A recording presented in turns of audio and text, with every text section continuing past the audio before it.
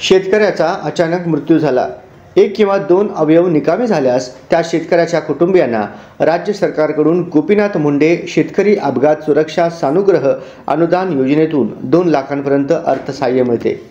त्यानुसार यावर्षी पात्र ठरलेल्या 1372 मृत शेतकऱ्यांसह अपंगत्व प्राप्त 27 शेतकरी कुटुंबियांसाठी 27 कोटी 76 लाखांचा निधी द्यावा अशी मागणी कृषी विभागाने केली आहे।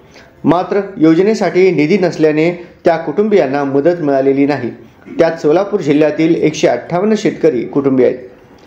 शेती करताना अनेकदा अपघात होतात।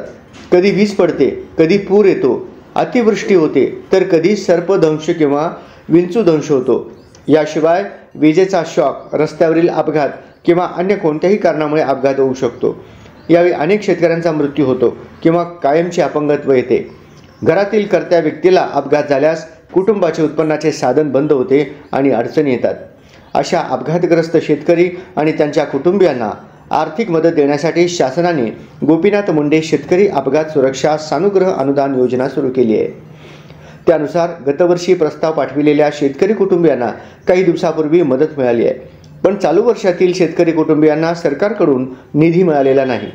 मदतीसाठी मृत व कायमचे अपंगत्व प्राप्त शेतकरी कुटुंबीय सरकारी कार्यालयाचे उंबरठे झिजवत आहेत। राज्य सरकारच्या गोपीनाथ मुंडे शेतकरी अपघात सुरक्षा सानुग्रह अनुदान योजनेतून 2 लाखांचे अर्थसहाय्य मिळावे म्हणून कृषी विभागाकडे राज्यभरातून मृत शेतकऱ्यांच्या 3408 कुटुंबियांनी प्रस्ताव सादर केले।